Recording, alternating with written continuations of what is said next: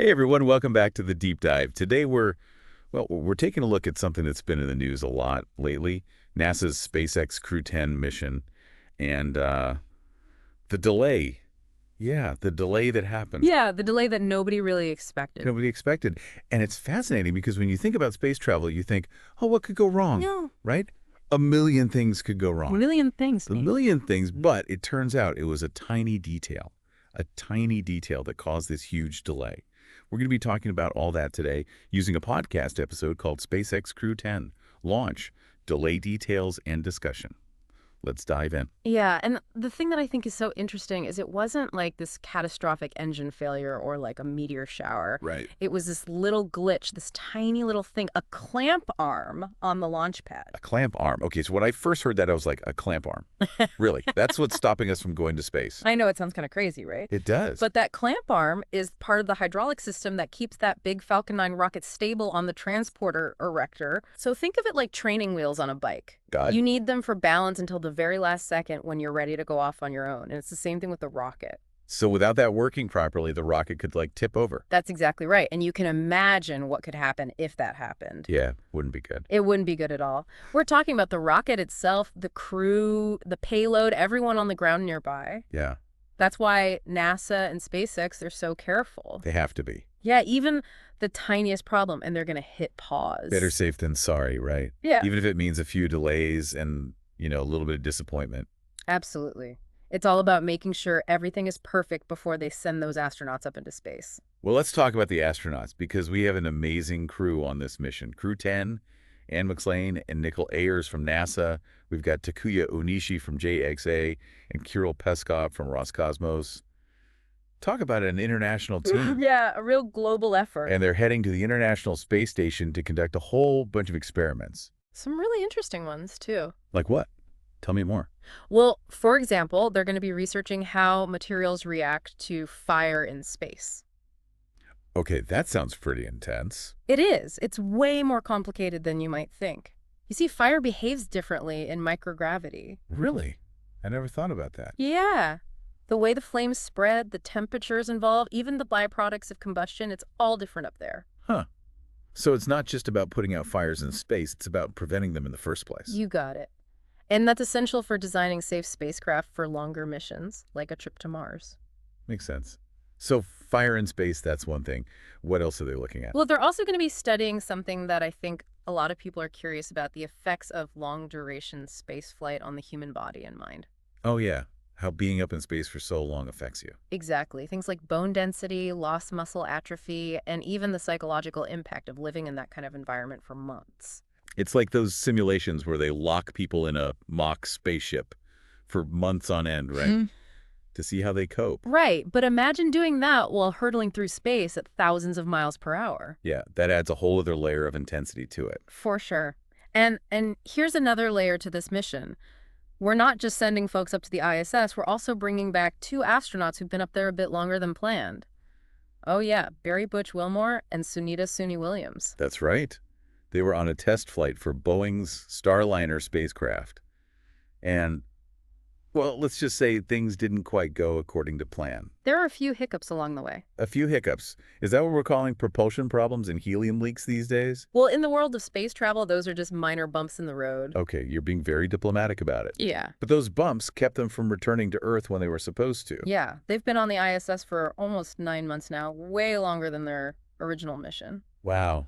I can't imagine being so close to coming home and then having to stay up there for who knows how much longer. It's gotta be tough. It's a testament to their professionalism and resilience that they've handled it all so well. They really have. They've kept working on the ISS, doing research, connecting with people back home. They're making the most of a challenging situation. It's inspiring to see.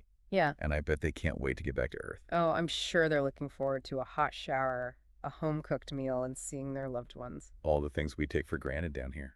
Exactly. Okay, before we move on, I have to ask about this whole political thing that's been going on around the launch delay. Oh, yeah. Former President Trump's been pretty vocal, claiming the administration abandoned those astronauts on the ISS. Right. What do you make of all that?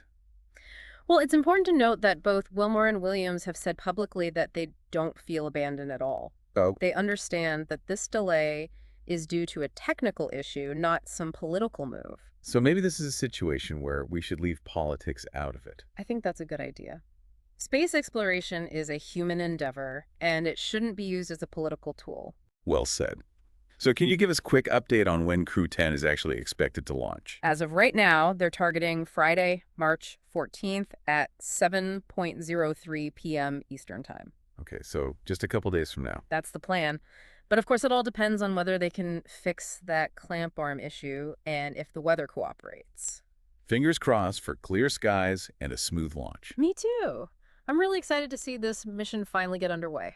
Yeah, it's going to be amazing to see those astronauts head up to the ISS and to finally welcome Butch and Suni back home. It's going to be an emotional moment for sure. Definitely. Well, we've got a lot more to talk about with this mission, so stay tuned.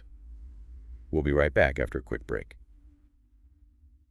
This whole clamp arm thing, really makes you think about how much we focus on like the big flashy parts of space travel, right?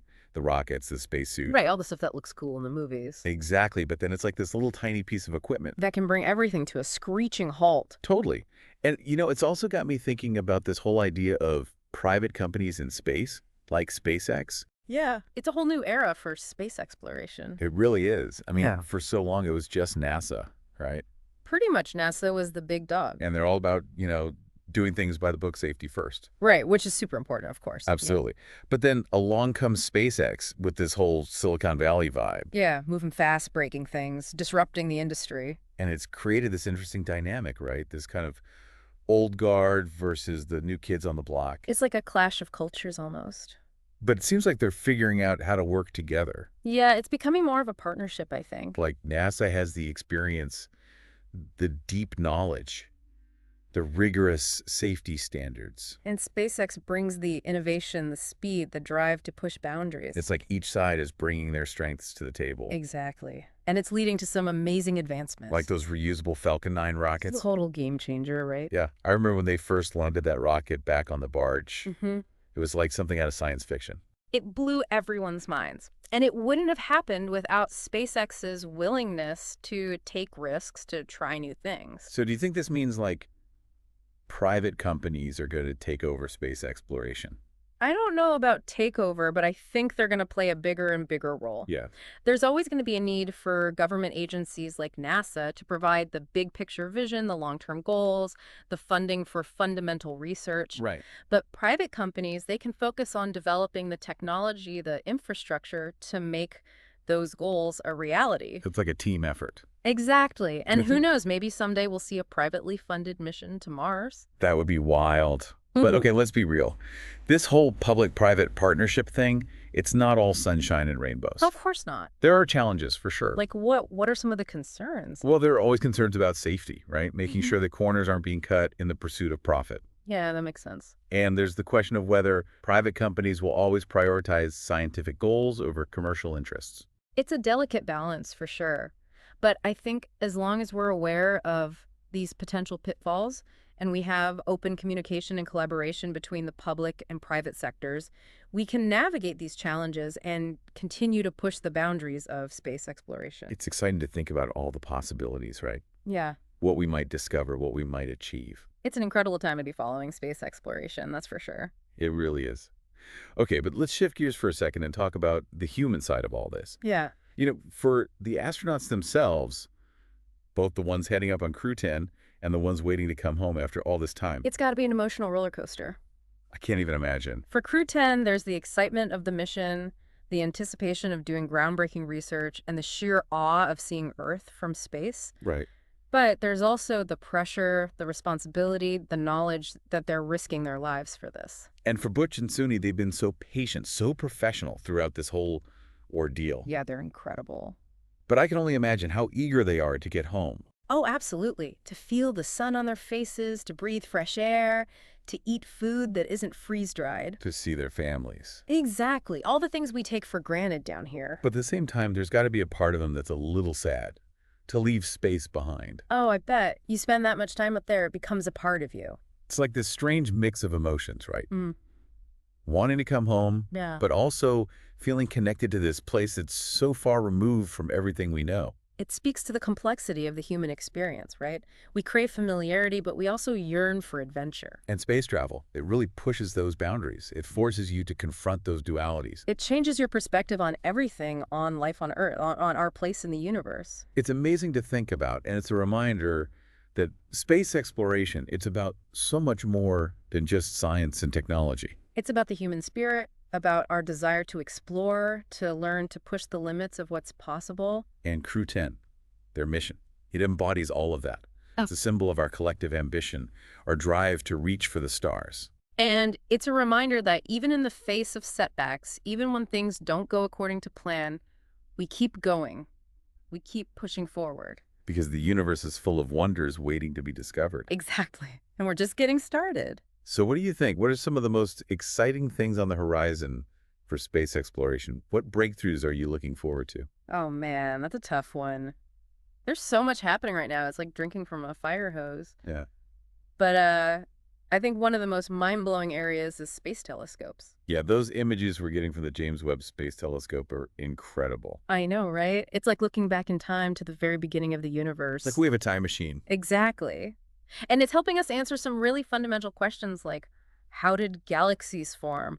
What were the first stars like? It's crazy to think how much we're learning. And this is just the tip of the iceberg.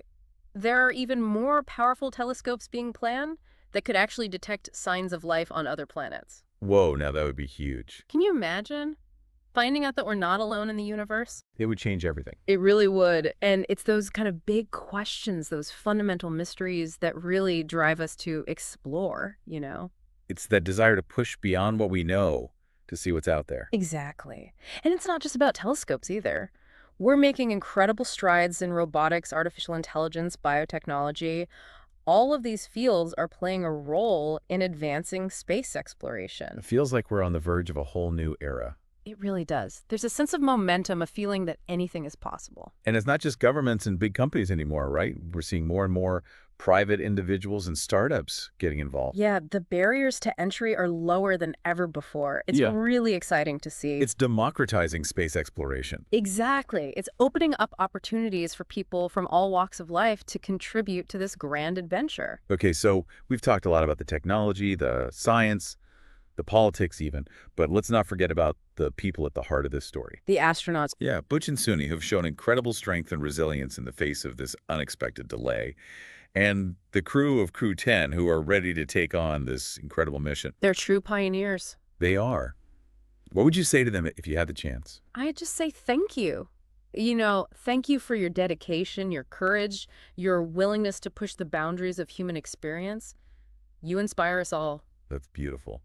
And to everyone listening out there, thank you for joining us on this deep dive into the Crew-10 mission. We hope you learned something new today. And that it sparked your curiosity about the amazing world of space exploration. Remember, space exploration, it's a journey, not a destination. There's always something new to discover, always more to learn. So keep looking up, keep asking questions, keep exploring. Because the universe is full of wonders just waiting to be revealed.